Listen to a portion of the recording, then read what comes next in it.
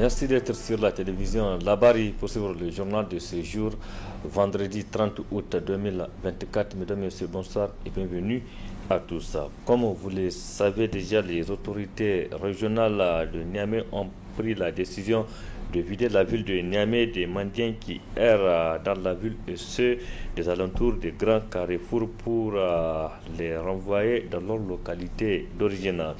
Et pour maintenir ces mendiants dans leur terroir, il faut créer les conditions de leur et donc à les occupants, estime le sociologue que vous allez suivre dans ce reportage signé Adam Soumana. Longtemps décrié par bon nombre de concitoyens, le phénomène de la mendicité, qui a pris une ampleur inquiétante dans la capitale nigérienne, n'a pas laissé indifférent le premier responsable de la région. Compte tenu de l'ampleur que prend donc cette activité de mendicité, nous avons décidé de sévir. Et à partir d'aujourd'hui, nous allons rassembler et regrouper ces mendiants et les acheminer dans leurs villages respectifs, avec de fermes instructions qui seront données au service de la gendarmerie, de la police, qui sont sous les actes routiers, d'empêcher leur retour. Une décision vivement accueillie par un des spécialistes des phénomènes et comportements sociaux. Personnellement, je dirais enfin, mieux vaut tard que jamais. Ce phénomène a trop longtemps duré. Il a attiré l'attention des décideurs politiques d'antan. Dans la plupart des cas, certains spécialistes de questions de société, mais en fin de compte, rien n'a été véritablement mené de façon concrète. Beaucoup de réflexions ont été menées dans ce sens, mais se trouvent dans les casiers, dans des tiroirs. Il s'agit aujourd'hui de taper du poing sur la table pour dire c'est fini. Et je crois que le gouverneur de Niamey doit mériter un soutien total de la population de Niamey, mais aussi même du Niger. Occasion pour Dr Jean Jouna de rappeler les conséquences tant sociales qu'économiques de la mendicité. Les conséquences de la mendicité sont multiformes. Il y a d'abord d'un point de vue individuel, parce que ça détruit la dignité, l'estime de soi qu'on a d'un point de vue personnel. Et ça dégrade la personne en termes de relations humaines. Pour dire qu'on a choisi librement de se positionner en bas de l'échelle sociale. Si on doit catégoriser les gens, ceux qui ont réussi, ceux qui vivent bien, et vous choisissez de dire que vous êtes en bas de l'échelle sociale, par conséquent vous êtes démunis, pauvres. Le deuxième cas de figure en termes de conséquences renvoie d'un point de vue religieux. Les gens se cachent derrière la religion pour réclamer, solliciter de façon insistante, harcelante auprès des autres. Effectivement, l'islam a dit d'assister les pauvres, mais l'islam n'a jamais dit d'aller vers les gens pour leur demander chaque fois. Troisième cas de figure, ça renvoie en fait à l'échelle du pays. Imaginez les pays du monde. Chacun donne une éducation à ses enfants pour qu'ils se battent, pour qu'ils travaillent, trouver un emploi, qu'ils soient utiles et qu'ils participent à la création de leur propre richesse, mais aussi à la création des richesses de leur pays. Alors que nous développons des gens qui sont là, dont leur travail consiste à tendre la main aux autres pour vivre de la sueur des fronts des autres. Aux sociologues de proposer des pistes de solutions aux autorités en dehors des travaux obligatoires pour endiguer le phénomène. Les mettre dans un centre, là-bas on peut trier pour savoir qui réellement a besoin d'une assistance, on l'assiste. Mais le problème qui se pose, c'est de les ramener seulement au village. Pour certains, moi je pense qu'on peut récupérer leurs enfants pour les mettre à l'école, les inscrire dans des écoles. Pour certains qui ont un âge qui puisse quand même leur permettre d'exercer une activité professionnelle, pourquoi pas ne pas monter un projet dans ce sens pour essayer de leur apprendre une activité. Parce que quoi qu'on fasse, si jamais on les renvoie seulement au village, il faut qu'on sache qu'ils vont encore revenir. La mendicité, c'est comme un sphinx. Quelle que soit la situation, la personne aura encore envie à retourner tant qu'on ne lui a pas trouvé une activité génératrice de revenus.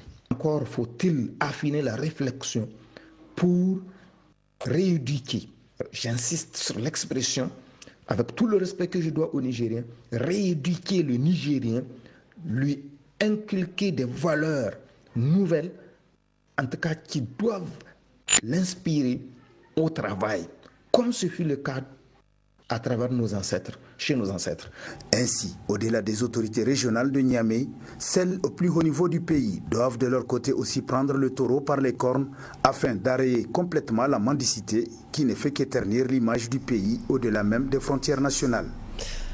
Dans notre page santé de ce vendredi, nous parlerons aujourd'hui des traitements des maladies cardiovasculaires, notamment parler des innovations enregistrées dans ce sens. Et le spécialiste des maladies du cœur, le professeur Ibrahim Ali Touré, nous édifie en ces termes. Des innovations, il y en a eu beaucoup, ça c'est sûr. Avant l'hypertension, il y avait des formes qu'on appelait les hypertensions résistantes. Mais de plus en plus maintenant, c'est comme la médecine, c'est comme la guerre. Les médicaments étant comme les armes du médecin. Donc, plus le niveau de la maladie augmente, plus le type de traitement également et de nouveaux traitements est en train d'être innové.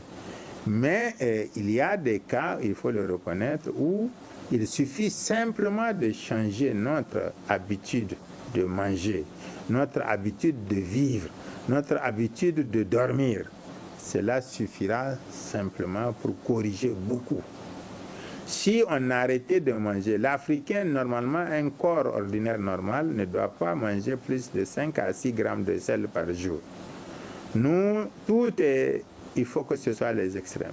En moyenne, on est entre 10 et 14 grammes par jour. Le sucre, c'est la même chose. Les piments, si l'Africain ne mange pas piment sorcier, là, il n'a pas mangé de piment. Donc, chez nous, tous les goûts sont extrêmes. Et ce sont ces goûts extrêmes-là qui nous amènent. Si vous voyez la viande, certains endroits, quand les gens achètent la viande, la première chose qu'ils font, c'est d'enlever la graisse. Chez nous, tant que ce n'est pas gras et ruisselant, là, quand on grille, à Koina, c'est pas la viande qu'on a mangée. Même quand on part chez le boucher, là, on choisit la partie la plus grasse. On dit coupe-moi un morceau ici. Et c'est ça qu'on n'arrive pas à tout manger et à brûler ça. Parce que le tout, c'est pas de manger. Il faut faire aussi une activité physique pour brûler ces graisses. Et bien, ça va se déposer dans votre organisme. Et la partie grasse qui était chez l'animal, chez vous aussi, vous aurez des parties grasses dans votre corps. Et si ça se produit dans les vaisseaux, ça va les boucher. Et c'est ça qui va amener ces différentes maladies cardiovasculaires. Donc vraiment, il y a de nouveaux médicaments. Chaque jour, la médecine ressort de nouveaux médicaments, de nouvelles technologies. Maintenant, il y a même la médecine prédictive avec l'intelligence artificielle qui permet, à partir des données de base d'un individu, de prédire à l'avance, par exemple, on va dire dans 10 ans, dans 15 ans, dans 20 ans, les types de maladies qu'il va avoir et les types de complications, comme vous parlez des maladies cardiovasculaires, les types de complications qu'il va avoir. Et donc, c'est ça, et ça aussi, c'est un gros avantage qui permet donc très tôt de prédire en gros le type de maladie que la personne va avoir et déjà très tôt de commencer à faire la prévention et le traitement pour éviter justement que ces complications arrivent à la personne. Et ça, c'est très important. C'était là les explications du professeur Ibrahim Ali Touré sur les avancées enregistrées, notamment dans le traitement des maladies cardiovasculaires. Parlons toujours santé et des traitements des maladies. Et cette fois, c'est pour parler de l'autotraitement, notamment avec les malades qui prennent les médicaments des pharmacies par terre ou auprès des vendeurs ambulants. En tout cas, des médicaments qui ont beaucoup de conséquences sur la santé, comme nous explique ici le pharmacien Dr Alio Amadou Mega. Je pense qu'il y a zéro avantage, il n'y a que des dangers. Parce que le pronostic vital des acheteurs est directement concerné. Donc celui qui prend un médicament qui n'est pas conseillé, qui n'est pas prescrit, il se met en danger. Il met sa vie même en danger. Le médicament, même s'il est bon, il n'est pas sans danger. À plus forte raison, s'il est d'origine douteuse, il n'est pas prescrit, il n'y a pas de suivi, il est toujours dangereux. Donc globalement, un médicament, il doit être prescrit par un médecin ou être conseillé par un pharmacien. Donc, et par une sage-femme, un infirmier, dans la limite de ses compétences. Donc le médicament, il ne doit pas être dans la rue, le médicament doit être encadré. Le médicament, une fois qu'il n'est pas dans une pharmacie ou dans un point de vente agréé, il est hors circuit. Et dès que un médicament se trouve hors circuit, c'est-à-dire que la traçabilité elle est douteuse, il n'y a pas de traçabilité. Et quand il n'y a pas de traçabilité, tout le système de santé est mis en danger. C'est là donc le pharmacien Dr Alio Amadou Mega sur les conséquences de la prise des médicaments de la pharmacie par terre ou des vendeurs ambulants. Notre reportage sur la mobilisation des ressources internes par la Direction générale des impôts. Donc aujourd'hui, ce reportage se penche sur l'importance du numéro d'identification fiscale communément appelé NIF. Précision Adam Soumana et Sadodomi. Propriété exclusive de chaque pays, le numéro d'identification fiscale est une des prestations de la Direction générale des impôts que bon nombre de contribuables ignorent. Le numéro d'identification fiscale NIF, c'est un numéro fiscal de référence. C'est un numéro unique attribué à chaque contribuable pour identifier leurs transactions fiscales et faciliter leur suivi. C'est un numéro aussi qui permet à l'administration fiscale de collecter les impôts et taxes et ainsi facilite aussi la surveillance des activités économiques des entreprises et des particuliers. Son importance est unique parce que, comme je l'ai dit, il permet à l'administration de collecter les impôts et ces taxes.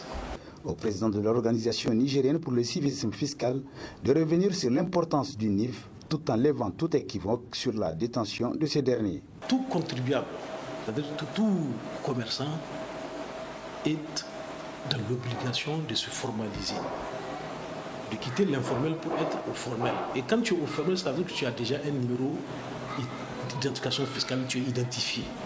Et que l'administration ou l'État peut compter effectivement sur toi. Puisqu'il permet à la fin de collecter les impôts et les taxes. Donc tout contribuable, tout commerçant doit s'identifier, doit se formaliser, doit avoir un numéro d'identification fiscale.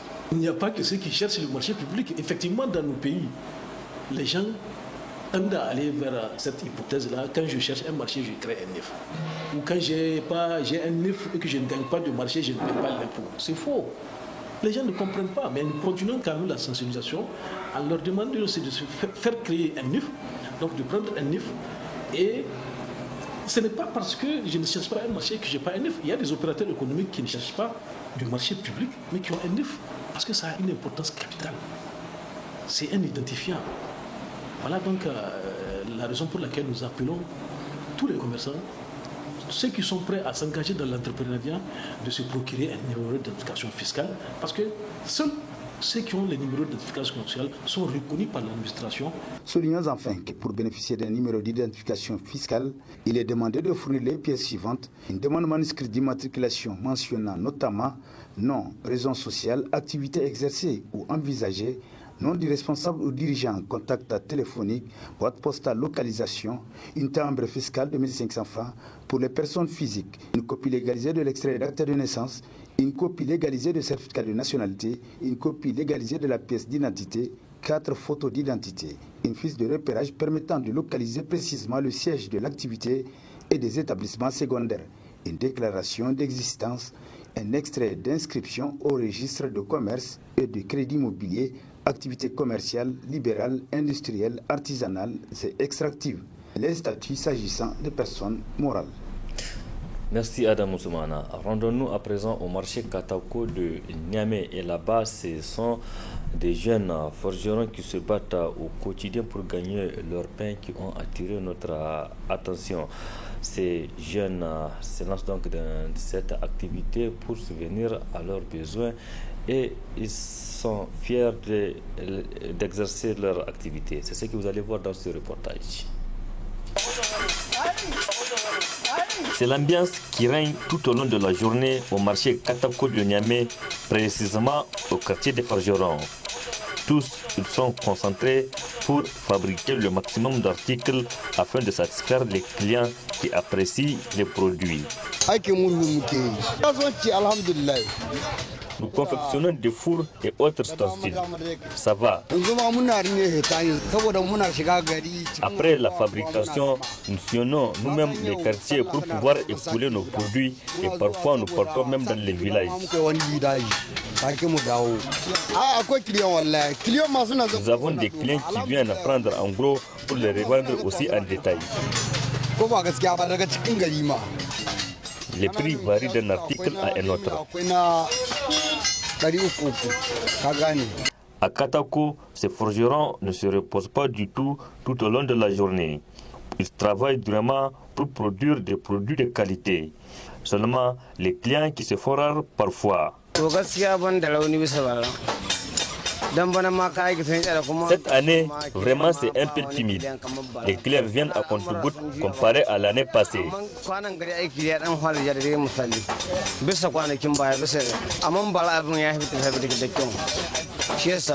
Mais ces derniers jours, les choses commencent à bouger. Ça va un peu.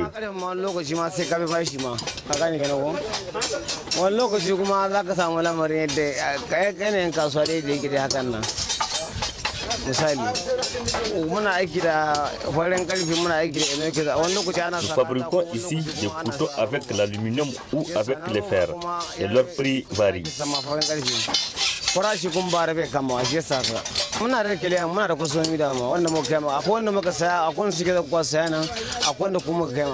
Nous avons des clients qui viennent payer en gros pour les revendre en détail.